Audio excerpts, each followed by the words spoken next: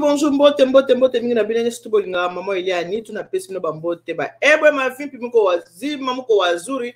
Habari zenu dada yangu, mimi mama Nitu niko muziki niko wazuri. Mungu ananibariki, Mungu ananichunga, Mungu iko na mie. Ana pesi mbote mingi bino ba bolinga mama Eliani tu. Bino ba ebo sepela kota mama Eliani tu bino ba bolinga ka émission bino préparer pour le mariage. Merci bino bandiko obo disposateur na bino pona kotala topé pona koyoka maman Eliani tu na benga ka bino ma famille du cœur parce que vous êtes ma deuxième famille du cœur na ngai.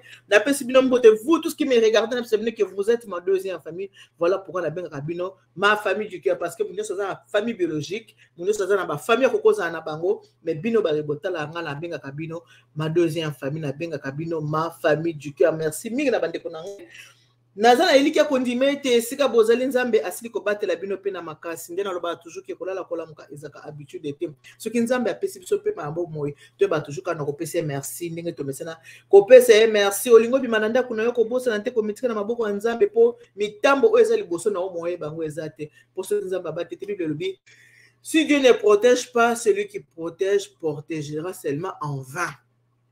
Ce qui nous a battelité, nani oyo akoki ko batela yo. Et voilà, le to kosola mingi makambo oyo tellement baba couple makambo oyo tellement mama bala ninge to mesana na émission na biso auto saka ya préparer pour le mariage. Mais lelo makambo oyo to koloba eko uta penza na munoko wa Eliani tute. Eko uta na munoko ya mosala ya Nzambe. E uti na monoko ya mosala ya Nzambe. Ngai na bino to yoki ndenge malobe ko uta na kati ya monoko ya mosala ya Nzambe après na kosala ni na ko décortiquer yango. Mais avant wana na ebi ete to ya poto to ya mboka moluka to ya koluka poto zonga mboka na biso o ba bengi Congo Kinshasa la belle RDC eloko ya makasi. Alors nazo kende ko channel publicité moko to kende ko tala nano eloko oto bengi Toronto VIP de Maluku. Toronto VIP de Maluku. Toronto VIP de Maluku eza site moko ezali kuna kote ya tele na ABC bino bandeko nga soko oza na posa ya kosomba lopango ko hésiter te. Soko oza na posa ya kosomba lopango ko hésiter te. Ba papier c'est salama, ba papier cadastre nyonso en bonne due forme. Ceux qui n'ont pas publicité yo talika ka numéro zana ya Papa Willy, obengi Papa Willy nyonso tu ekoleka malamu na Toronto City VIP de Maluku.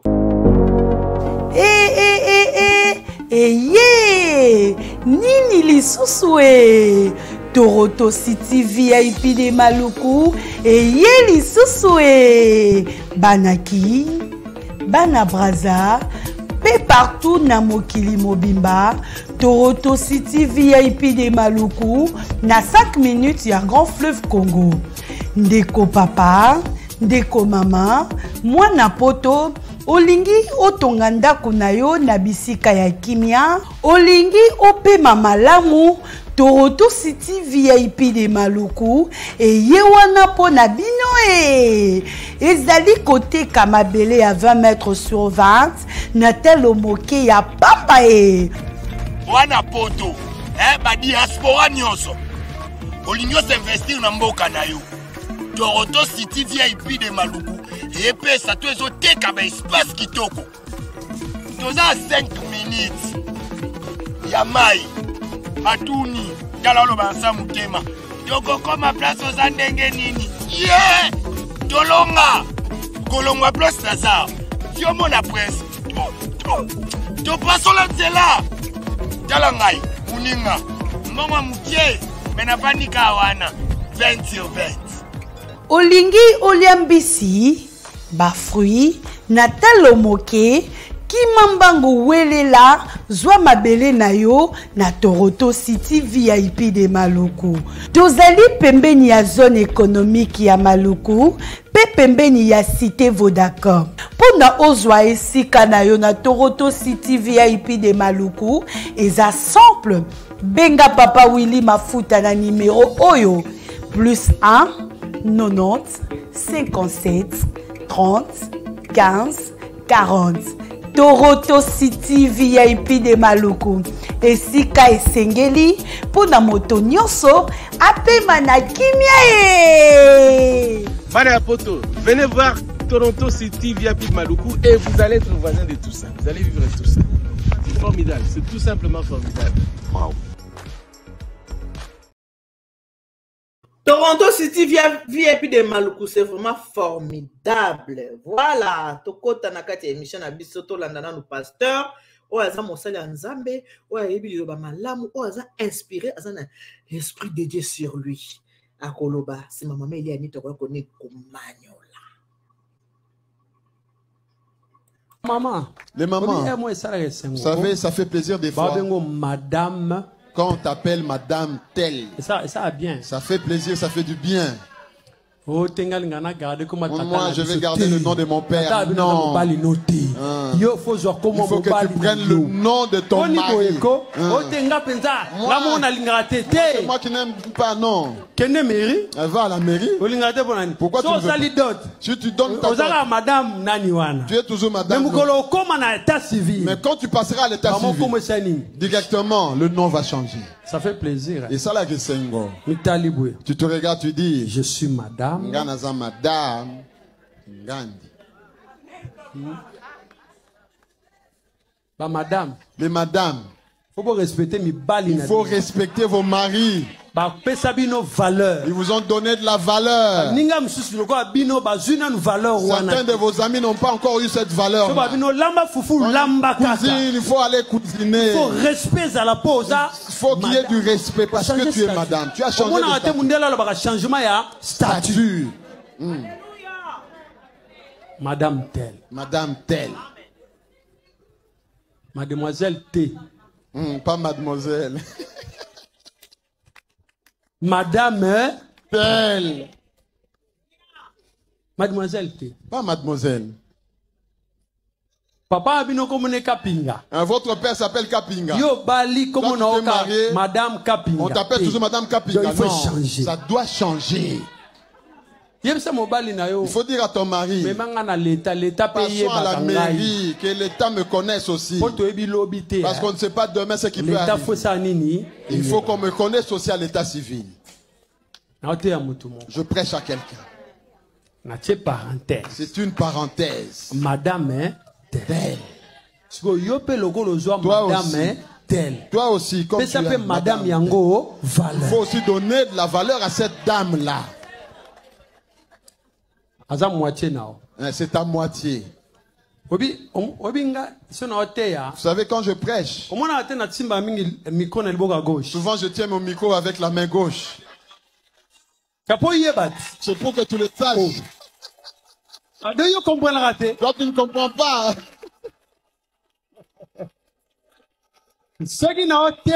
Quand je prêche, tiens toujours mon micro avec la main gauche. Pour que, hein? Je ne sais pas si tu comprends. Parce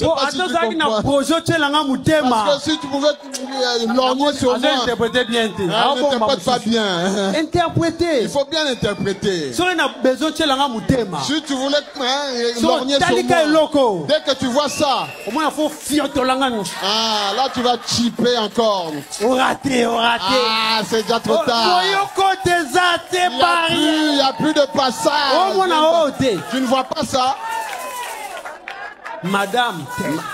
Madame telle. Tel que nous prêchons là, c'est pour que si une maman ou un papa ne vole pas le mari d'autrui, ne vole pas la femme d'autrui. Entre vous célibataires, faites ce que vous voulez. Mais non, pas chez nous, pas chez nous. Non. On vous chasse, on ne veut pas de vous. C'est pourquoi vous voyez. Quand quelque chose est à toi, on le préserve, on le protège. Il faut le protéger. Dieu, moi, je suis madame telle. Je suis monsieur. Époux. Je suis époux. Mon bali à moi, c'est qu'à mon corps. Ceux qui vivent dans la polygamie, ils vivent dans le désordre sexuel. Je pose la question aux hommes. La maîtresse, qu'est-ce qu'elle fait? Qu'est-ce qu'elle apporte dans ta vie? Bon, yo penza yo. Bah, la madame, yo va bengo maîtresse. Parle de madame et toi on t'appelle maîtresse. Va à l'EP5, va enseigner là-bas. Va à l'école primaire de Kintouadi. Va enseigner là-bas. Parce que ton nom c'est maîtresse. Hein? Madame. Les autres ont dit madame. Moi je suis maîtresse. On va t'acheter des craies et des chiffons avec des livres. Et va enseigner là-bas. Voleuse. Tu n'as même pas honte. Balingami. Suivons la voie légale. Pour que ce qui nous appartient. La parole dit. C'est que l'homme aura semé. Il fera quoi? Le mal que tu fais, il faut savoir que tu le moissonneras. Si je ne suis pas marié, ce n'est pas un problème. Je n'ai pas raté le ciel. Mais celui qui est à moi, je l'aurai. Mais aller voler et devenir un intrus, non. Usurpateur. Un usurpateur, non. Je ne volerai pas ce qui appartient à l'autre. Ce qui est à moi, c'est à moi. Parce qu'aujourd'hui,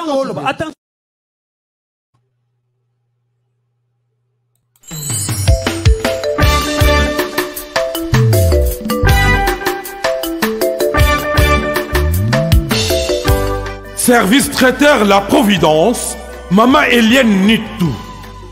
Toujours prête à vous servir. Des professionnels confirmés, à votre portée, à votre service.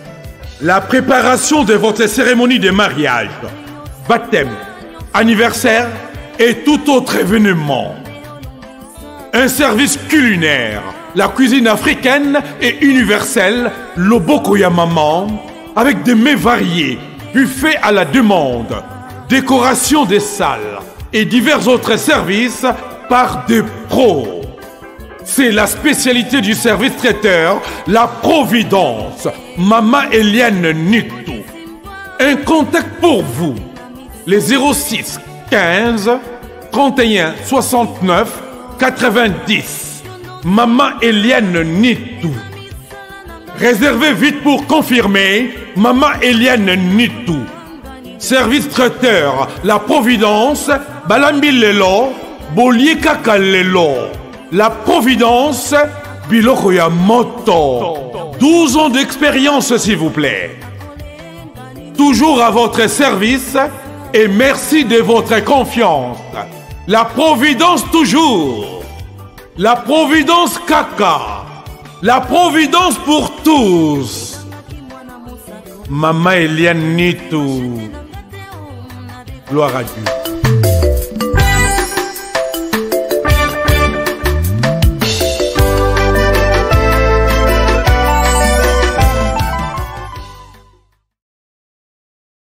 Et voilà, on a tout écouté la commune l'homme de Dieu, pasteur Bameko B52, respect à lui. Na pesi ba Abakouk Nyon son dans le monde entier. Oyo Nyon baza ba Abakouk ya B52, église la bonne sémence de pasteur Charles Bameko ya batu ya maman Charmi. Na pesi ba mbote na papa na mama ba mbote na bino yango wana. Voilà, tout komona awa nenge vidéo nenge papa awuti kote ya pona likambu ya ba maîtresse. Ce qui n'a yé koloba pona vidéo intéressant qui n'a mingi. Pourquoi? Parce que nazana moi mi koloba ndeko baza ko sonanga ke mobali asima kanga ite mama ta musuto ke na fête ya famille yo tikala na yo kaka yo tikala no kanga na ke ami koloba boya de bato balana na biso pe na l'état te yango wana vidéo oyo mate ya oyo pasteur faut interpeller mingi ba mama mingi o baza vani na kati ya ndako ya libala banda mobali apesela ye kaka asala fiançailles. Maman bandiko bota bana bandiko bota bana bandiko bota bana. Oboti bana ti osilisi na libumu. Osiko bota bana na libumu ko po papa akende ko bala mobala akende ko bala akende ko pesa o ba bengi dot. Ame mayo na mariage civil. Ame mona bénédiction nuptiale ezaka facilité. Et comme keloko moko difficile et comme eloko moko passi. Yango wana soki ba maté eza ko leka boye ba mama Ce n'est pas pour vous faire du mal, c'est juste pour réveiller votre mémoire. Vous allez réveiller, mingi honoré ngaiti. Mingi to ebi ke libala basi ne balinga mabala. Ceux qui sont komi kote libala to vandi na mobali ya bali yote. Yango to monaka moi si musu ba vandi 10 ans, 12 ans, 15 ans. Bakabwani na mobali. Tango bakabwani na mobali azoye bake non. To vande ki na biso mena bali ete. Et loko ba bengi ko bala eza très nécessaire. Yo lingani na mobali asana première pas au babenga ka fiançailles aina ko se présenter et pas inabino. A se présenter pas inabino babi moi na mobali o mutazaza la nini na mwana na biso ya mwasi fiançailles. Deuxième étape batindi facture na famille. Mobali ayo ko futa mbongo ya libala. Même na Bible ko bala moi c'est biblique. Ko pesa symbole na famille à moi c'est biblique. Mobali soko aye ko pesa mbongo na libota ya moi na ye moi symbole ata mungwa ya pamba. Kimbundi ne na lati super na ngaboye. Kimbundi mama lati kimbundi, costume papa lati costume. Ba pamboli bino babi tondimi yango. Bolongwe wana bokeye na misu ya leta. Esika oba chaka pete na mosapi. Na misu ya leta po benga ma madame. Ceux qui mobali apesela yo mbongo libala te. Ceux qui mobali amema na leta te. Bako benga yo madame jamais. Ba bengi yango na mundele union libre. Voilà pourquoi ba tebele ba perda ba mabala avant na mobali pendant 8 ans, mobali ya kozo coup de cœur moko bo atiki yake ko bala na mo so ya sepel na ye e bo mali bala wana tezeki libala tezeka système ya katini ya kato vanda. Pour moi si oyo ba bali na mbongo pour libala na ye kufa ezara pasi. Moi si o mobali a pesi mbongo, moi si o mobali a mema na mairie bénédiction ipsel kuto tika po wana leta kontra kangote. Oyo mobali a mema epa ya leta aza ko porter kombo ya mobali na ende pasteur auti koloba wana libala na po kufa ezalaka matakita. Alors, il faut qu'on ait une erreur. Au venu la mobile pendant 30 ans, bobala nité 30 ans après, mobile est côté a dégoûté yo. A qui ko bala ne moi si mususu a même été na mairie, moi ça n'a considéré. Na mi so batu même na mi so mais parce que ba même partout. Ba balé na famille, ba balé na l'état, ba c'est bénédiction nuptiale, na sepeli me na pasteur ba me ko lobi ki. Bon mon na ngata on a teyaka. Na simba ka micro na nga na loboko na nga ya gauche. Pourquoi na simba ka micro na loboko ya gauche?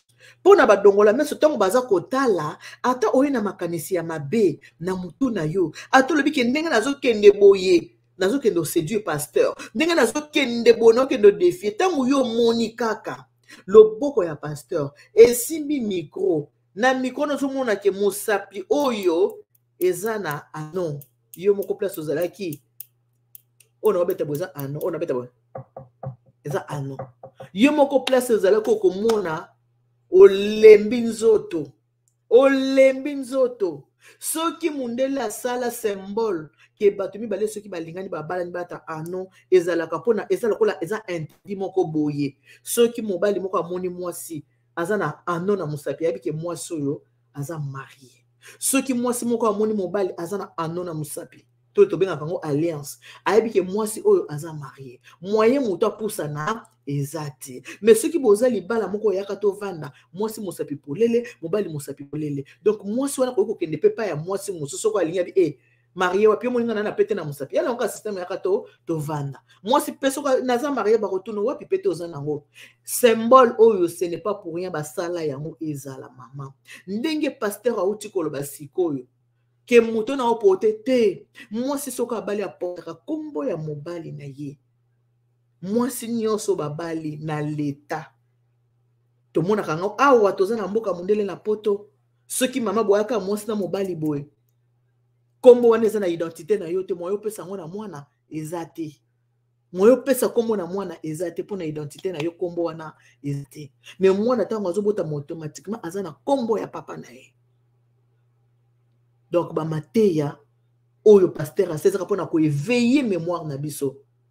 Ko éveiller mémoire ya bato système ya kato vanda. Kala ya kato vanda ezalaki po maman mo azolo batenga funa lia mbongo aleta. mobali azoloba te pour l'état sungaka biso ba charge leki ebele tala kaka bato mingi bamikotisa na kifemme seule sans le savoir ke na liboso kuna tozoya ekoyindela biso mwasi akuvandi na mwasi aza marié bango mibale na mobali bayebi ke babalana mais l'état ayebi ke mwasi avivaka ye moko mais bayebi ke mwasi na mobali babalana bango mibale ka bayebani mais l'état ayebi ke mwasi avivaka ye moko ya déjà masumu na sens ke ozalaka na mobali mais l'état ayebi te ke ozalaka na mobali siko mobali ya ndenge wana soki ake kozwa mwasi moko boye abali ye okokende kofunda epai ya nani mingi bamama nde foto ozala mayele okokende kofunda epai ya nani okokende koyebisa nani ke mobali oyo azalaka na mwasi mobali oyo abala mwasi na ye aportaka kombo na ye po akende kobala mwasi mosusu ezaka lipa nango bate okende kobala ye na mairie nini okende kobala ye na mairie nini po mairie bayebi deja ke monsieur madame okomema ye na mairie oyo wapi soko bala mwasi na mairie Créteil France mobimba to babeta identité bayebi ke mobali abala mwasi na mairie Créteil moyo kende na mairie ya Saint-Denis babalisa bino ezate moyo babalisa bino na mairie ya Saint-Denis ezate po France mobimba bakomona ko aza mobali ya bato mobali ya mutu aza mobali oyo abali mwasi en bonne et due forme aza mobali oyo afiança mwasi aza mobali oyo apesela mwasi mongo libala aza mobali oyo amema mwasi na état civil aza mobali oyo amema mwasi na ye na bénédiction nuptiale mwasi nazo porter kombo na ye netinga boye madame Nitu c'est mon nom marital wana nde babengi yango libala en bonne et due forme. Donc soki mobali aza na bino boya basimbeli to misato moko azo porter comme mobali te babengi ye maîtresse. Mobali akala mwasi mobana ndako amema ye na mérite azakana mwasi moko boye exemple azakana mwasi moko boye na Saint-Denis amema ye na mérite azakana mwasi moko na Villeneuve-la-Garenne amema ye na mérite azakana mwasi moko na Saint-Ouen. Donc bino nyonso boza banani boza ba maîtresse. Mobali wana aza libre akoki kotika bino nyonso misato ake kobala mwasi pe mosusu ameme na mwasi bakobala na mairie wana oyo koporte komba mobali yenda kozala considéré épouse. Bama bola muka est très important. Bola muka na pongi ba mama bozana nukola na pongi ko profiter na ngana le na mbongo à l'état tozala bo union libre ba mama makamone suka kamabe parce que ko réveiller mémoire soko ozala maîtresse ba sombela ba créer na ba ardoise ne pasteur alobi otangisa bana soko lingo zala épouse tu te bats pour que mon bala sanini abala non seulement la famille dans l'état wana kokoma épouse li bala soka na famille oza demi épouse pour l'état et beauté mais li bala oza kana l'état et tu vas biso o so talika passeport madame Nitu identité madame Nitu OK nebo madame Nitu partout comme ba famille kote kinda etikala non marital automatiquement tant bozo balana yo kendo changer comme te mondele ye moko azokota na ordinateur taka épouse otali mukanda ba comme ba che épouse Nitu. C'est comme ça. Ba maman parce qu'on réveiller mémoire. Soko lingo za la maîtresse, za la maîtresse. Mukolo mobala kokufa ko lele na musika, okopusa na te poza maîtresse. Poko za la na droite, okoya pembeni wana te, muta ko yambo te ko zape na valeur te ba koloboza maîtresse. Alors za la bonsu ba vanda na kati ya ndako, ba kokisa makambo nyo surtout te. Donc na yo za na kati ya ndako ba mema yo na l'état te, na muto za libanda, bino so ba bingi bino banani. Ba maîtresse. Alors, c'est la différence. Le moins, le niveau à cause de la maîtresse, comment le niveau à cause de la épouse. Eh oui, bah, tout n'inga décor à Zawa Piboé. Ah, décor à Zwamina site Kitoko, oh, Tobengi, Toronto, City, VIP de Maluku. Et ça se passe pour na yo, pour nanga, pour nandeko nyoso, oazala na projet à vie. Toronto City VIP, yoka ba avantage. Toza 5 minutes pour mon fleuve. Toza pembeni na site ya Vodacom. Makambo teli réseau bosana. Tozali nzinga ya quartier ba investisseur. Tu comprends? Ah, Toronto City VIP de Maluku. Pembe na mai. Mpepe moko naturel. Wana poto. Ba diaspora nyonso. Olingo s'investir na mboka na yo. Toronto City VIP de Maluku. Et pesa to ezo teka ba espace kitoko. Kolongwa place Nazar. Tiomo na presse. To paso la nzela. Toronto City VIP de Maluku. Et ko sunga yo ozala na projet osala site touristique. To pe otonga villa na yo. Ah papa. Benga papa Willy. Benga papa Willy na numéro oyo. Ta numéro de Chelibino. Benga. Na moi mbongo mukie. Osombi espace na yo. Je voulais juste faire l'appel à nos frères de la diaspora, de partout où vous êtes, pour venir acheter les terrains que nous sommes juste en train de morceler. Vous allez bien voir qu'il y a des bornes, il y a même les travaux qui sont juste en train d'effectuer. Donc le terrain est bel et bien assuré. Vous allez voir, derrière moi, c'est la régie des eaux. De l'autre côté, c'est le Cité Vodacom. Et devant moi, c'est juste World Vision. Là où Vision Mondiale sont juste en dessous aussi, a un projet de construire les maisons pour ces travailleurs. Donc voilà, nous sommes ici à Maluku. C'est déjà un endroit habitable. Les quartiers, comme vous allez voir de l'autre côté, c'est déjà habitable. Il y a déjà les gens. Et c'est non loin parmi les autres cités que vous connaissez déjà. Merci Papa Willy.